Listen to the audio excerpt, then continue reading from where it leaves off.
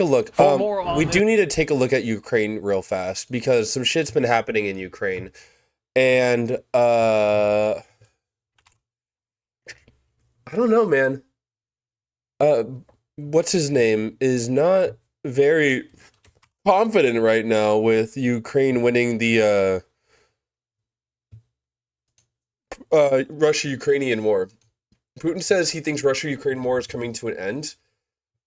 I don't know, man. Because, like, look at this shit. Ukraine is, like, kicking ass right now. Ukraine is literally clip farming Russia. I think the matter is coming to an end. Europe's deadliest context of World War II. He said that you're willing to negotiate new security arrangements for Europe, and his preferred negotiating partner would be Germany's former Chancellor Gerhard Schrödinger. I mean, that's pretty bad. That's pretty bad for Russia. It looks like they're pretty close on pretty close on pulling out of Ukraine. Because why the fuck would they keep going? It's just getting worse and worse and worse for them. And then I saw this video. I needed to take a Isn't look just at it. fighting Russia along the front lines, but far beyond them too. Deep in Russia's regions and the occupied territories, thousands of covert operatives, including Ukrainians, Tatars, and even Russians, actively This is pretty cool. work against the Kremlin from within. Together, they formed the Atesh unit, and they've made it their mission to disrupt the war by any means necessary.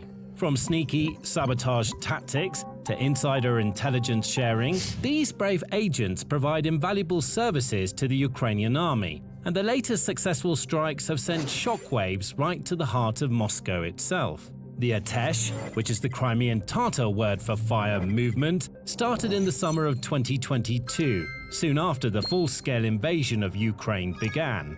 One of the group's representatives, who goes only by the nickname Zoka, explained in an interview with the Center for European Policy Analysis, CEPA, how it all began. A group of I think any pro-Ukrainian and all political disagreements should be settled by fisticuffs or a game of COD. Dude, if that, I mean, I'm going to be straight up with you. The world would be much better if it was settled by a game of COD. No, not a game of COD. I feel like there's a lot of women that are really good at COD, actually, nowadays. I don't know. activists Match of Overwatch. in Crimea, including Crimean Tatars, had the idea of creating the movement. The war was dragging on, Russia was completely unable to achieve its goals, and it was clear mobilization would be announced.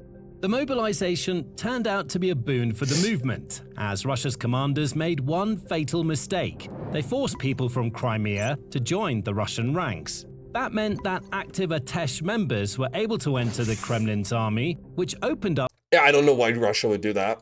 far more opportunities for sabotage and other covert operations. From there, the movement began to grow, as Zoka notes. From the beginning of mobilization, from the fall of 2022, the first agents of Atesh were mobilized into the Russian army. Some of them joined independently, some of them were drafted. From that moment gonna turn on, up the the speed. movement increased. Each person had their own reasons for joining up. Some had spent their lives in law enforcement and had a deep sense of injustice around the invasion, for example. Others were just ordinary people who felt that they I've never heard someone genuinely use the word boon. had to step up and do Wait, did he use boon? When I wasn't paying attention. I wasn't paying attention to every word. Like which ones were used. the right thing. There have also been members who were more directly affected by the events in Ukraine. Zoka notes, for example, the very emotional story of one man who lost his father in the war and decided to join Atesh to avenge him in some way. While their backgrounds Badass. and stories vary, these people all share a common God, fucking communist star on that. objective: to drive Russia out of Ukraine and bring the war to an end. They go about their mission in a variety of ways. Towards the end of 2022 and into 2023, for example, there were reports of Atesh members and other partisans setting fire to Russian barracks, blowing up National Guard checkpoints, and ambushing convoys. But much of the movement's operations occur not with gunfire and explosions, but in the shadows, with agents sneakily surveilling Russian military sites, defense installations, and enterprises, sharing what they learn with Ukraine. Since the movement has agents in dozens of towns, cities, and regions, from those closest to the front lines all the way to the frosty tundra of Siberia, they're able to collect an enormous amount of intelligence in locations that would typically be quite difficult for Kyiv's forces to access. And that intel has proven to be invaluable on Yeah, more than because one Ukraine's occasion. been striking Russia, like deep within its territory. I need to see. I have not been keeping up with the Ukraine conflict as nearly as much as I should be. I need to The see. assaulters, because they're on the offensive, they just don't last as long. Just look at how much the front line has changed in the last Jesus, man.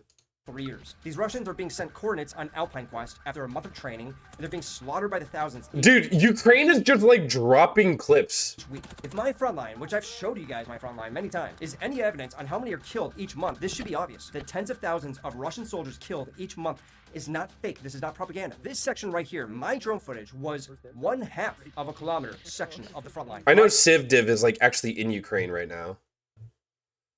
Casually Spent about vlogging a 30 war. days. 13 confirmed killed Russian soldiers. So if we do the math, the Ukrainian front line is 1,000 kilometers long. So at least from my anecdotal evidence, the killed and wounded in the tens of thousands each month, that is plain to see. And keep in mind, I wasn't flying 24/7. I was flying 5 hours max a day for a 12-hour shift. Now going past that, one of the biggest distinctions from the start of the war to now that comes to mind is that despite the intensity rising in the later years, the communication in fog of war has gotten a lot better. Surprisingly, I was way more confused at the start than I was in the later years of the war. Yes, there is a gray zone now that spans kilometers, just like it was at the beginning of the war. But a couple years after, we kind of knew where the lines were entrenched. We knew where the lines stood, somewhat. At the beginning, it wasn't uncommon for the front line to change a kilometer or two every day. Our adjacent team in SSO were all killed from an ambush, and one of our teams got into a friendly fire engagement with a secret position. Yeah, those existed back then. I had to dig up my own mines a year later. A gasoline truck was blown up on a bridge that we crossed by almost every other day by an IED. It just wasn't our time to go. It was his time to go. It was so mixed up. It was so strange. Whereas in 2024, Wait, hold on. it was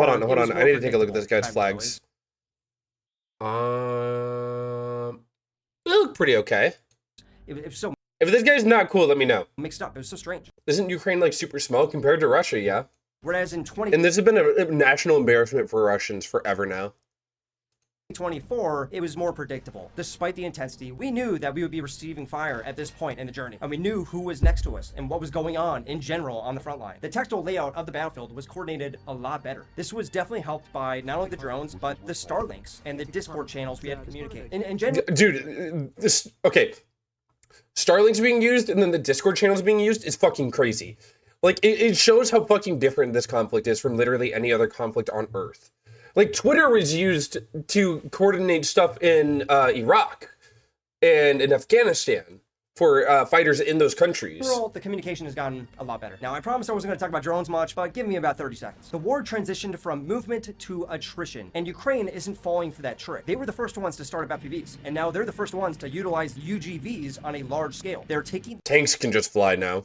the humans out and making machines that can do the job to withstand this attritional war. It's obvious. It makes sense. Just like AI is replacing you, drones are replacing us, the soldiers. In general, this is a change from mass fires of artillery and mortars to precision fires. Now, speaking about Ukraine in the whole, the civilian side, the morale is still there. Believe it or not, it's still there, no matter what you hear on the news. I've been there like 5 different times. Ukraine is big. There are places in Ukraine, specifically in the border between Poland and Ukraine, where you can live a normal life. They barely hear Yeah. anything, sometimes an air raid alarm, but it's Because like Russia's not gonna risk getting NATO involved. That would fuck over Russia so hard. not a whole lot. People are going out to coffee, schools are open, things are pretty normal. God, Ukrainians are so fucking strong. And that doesn't I wish I could have this mental strength of a Ukrainian citizen. just go for Lviv right in the border, but also Ternopil. And there's plenty of cities where the civilians are able to make up their mind. How much risk are they willing to put up with Chernobyl's now recaptured by Ukraine, right? in order to live their lives as this war continues? The less risk they want, they go out west. The more risk they're okay with, they go out to the east. Not everybody's a soldier. The war needs to stop. But the Ukrainian population, at least from what I've seen, and I've seen both sides. I'm not saying that it's 100%. On February, IAEA, Russian forces taking control of the facility's Chernobyl nuclear power plant. Site was returned to Ukrainian personnel on 31st of March 2022. But in general, the morale is still there. Doesn't mean that they're always happy and they don't have tragic times in their So Ukraine took back. Don't you think that Russia should be winning? Like, it's so much bigger. There's so many more people, and we were scared of Russia like 60 years ago, back in the Cold War. Yeah. Like, on paper, Russia looked like it was going to win based off of, like, stats on paper. Ukraine has been... Dude, Russia, man, they love national upset wars. Fought Japan, lost. Fought Finland, lost. Now fighting against Ukraine, losing. life. What I'm saying is that they know they're on the right side. They know that this is a war between good and evil. They made up their mind 4 years ago, and it's still there. Maybe the radiation made Ukrainians like super soldiers? No. No, it Man did of the not. tragedy. What's his name? That strongman though. There's a strongman who's fought in the Ukrainian forces, and that guy's fucking huge. Hold on, what's his name? Ukrainian strong. Alexei Novikov. This guy's huge. Overall, Ukrainians have been adapting since the beginning, making And a lot of Russian soldiers are defecting to Ukraine. Molotovs and tank traps in their basements. But it's on a whole other level now. Adaptability and inventors on the military side are the way forward. The race to find the most effective way to defend themselves is continuing, but this time it's paid for and encouraged by the government. It's a beautiful thing. I mentioned this in an interview about 2 years ago, that drones are the answer for Ukraine. Ukraine knows that they have to have self-dependency. I said this before the US dropped support from Ukraine. They've proven they're smart enough and have such little bureaucracy that gets in the way of that. So that's all I want to say today. I could go on. This guy's jacked. And then on top of everything, the national parade looked like shit. I should get a couple of Russian and Ukrainians on stream to interview them. Like pro-Ukraine Russians. I'm never getting a pro-Russian on here. They're all Nazis. Now let's bring in national security and military analyst Dr. Rebecca Grant. She's vice president of the Lexington Institute. It's curious. No missiles, no tanks on display during the May Day parade in Moscow. Which is hilarious. Ostensibly because they're all on the front lines. Either that or most of them have been destroyed, Dr. Grant. This was just about the worst parade ever. As you say, no tanks, no missiles, just a video of a nuclear submarine. And of course, those North Koreans marching. But I got to tell you, Your national parade having North Koreans march in your military is such an embarrassment. I think part of the reason for this pitiful parade is that Putin is really worried about Ukrainian drones, which have hit all over Russia. And yeah, they've hit deep inside of Russia too, like really deep inside of Russia. Honestly, the Ukrainian drone strikes on Russian energy targets are starting to change this war, and I'm glad to see it. Yeah, Ukraine has forced developed awake. its own drone industry, amazingly in the middle of No. a war. No, it's when too they early were for me to be attacked. awake. But they've developed their own drone industry, and they show real promise. I mean, they've kind of changed the rules of warfare. They have completely changed the war, and they've been able to they carried out 21 strikes in April alone using these long-range drones, mostly against energy targets, but from the Baltic up north all the way down to the Black Sea. They hit a ship. And like even China doesn't want to get involved in this. China knows that Russia's, bro, Kanye regaining consciousness from me every 8 months is hilarious and sad. Kanye's always been a piece of shit in my opinion. I don't really care that much about him. I'm glad he's getting help, but he needs to get off the internet and stop making music. See, they've hit enough of Russia's oil production to really put a cut in Russia's exports. Now, it's just temporary, but this is starting to be the kind of strategic pressure from Ukraine with the drone strikes that really might get Putin's attention. Putin's got to feel the military pain in order to get to a ceasefire. Yeah, they're almost. I feel like Russia's gonna just give up a bunch of territory. Even the Donbass and Crimea, man, they're getting pushed back pretty hard in this war, which I'm afraid is a long way off. And I'm glad to see Ukraine stepping up to this. And I think that's why we saw this really scaled back parade in Moscow. Putin does not have much to celebrate. Well, there is a short-term ceasefire underway, and President Trump says it's possible it could be extended. Listen. I mean, it could be. It'd be nice. I'd like to see it stop. Russia, Ukraine, it's the worst thing since World War II in terms of life. 25,000 young soldiers every month. It's crazy. So it could very well be. The president was pretty optimistic early on that he was going to be able to bring a peace deal to this war, but then I guess he ran into the reality of Vladimir Putin. He did, and the difficulty has been that Russia won't take any sort of deal. I think there was a thought that if there was an economic package offered, maybe some sanctions relief, they could come to a territorial settlement. That hasn't worked so far. And the U.S. wants to fuck Russia, or not fuck Russia, fuck Ukraine over. They want to like put military plants all over, or data plants, and like strip Ukraine of natural resources like really fucking badly. And that's the only worry I have with the U.S. But this 3-day ceasefire tells you that President Trump is still very much engaged. And I've got to tell you, the battlefield situation has changed. Russia's bloody offensive down there has really stalled out. They have not been able to Holy shit, dude, that guy is fucking blood pressure through the roof the on rest the of the left. Donbass, getting the rest of the territory of Donetsk. Ooh, that's his movement's making me nervous. And at this rate, Russia won't be able to take the rest of the Donbass for years. So that momentum that True. they looked like they had in 2025 has stalled out. You see Ukraine making much more battlefield progress. And face it, Putin is never going to get the victory in Ukraine that he was hoping for. Yeah, he thought Yep. he'd be in Kyiv in Yep. 3 days. Let me read to you He part literally said 3-day offensive. of New York Times analysis that was published today. It says 352,000 Russian soldiers God had died damn. in the war against Ukraine through the end of 2025, according to a new estimate. Facing an acute personnel shortage, Ukraine is seeking to ramp up the battlefield cost for Mr. Putin, with a stated aim of increasing the number of Russian soldiers killed or wounded each month to 50,000 from 30,000. According to its own statistics, Ukraine has not yet made much progress on that goal. But the Russians, you know, they use this meat grinder approach. They try to throw as many soldiers at a problem as they can, even if they all get killed.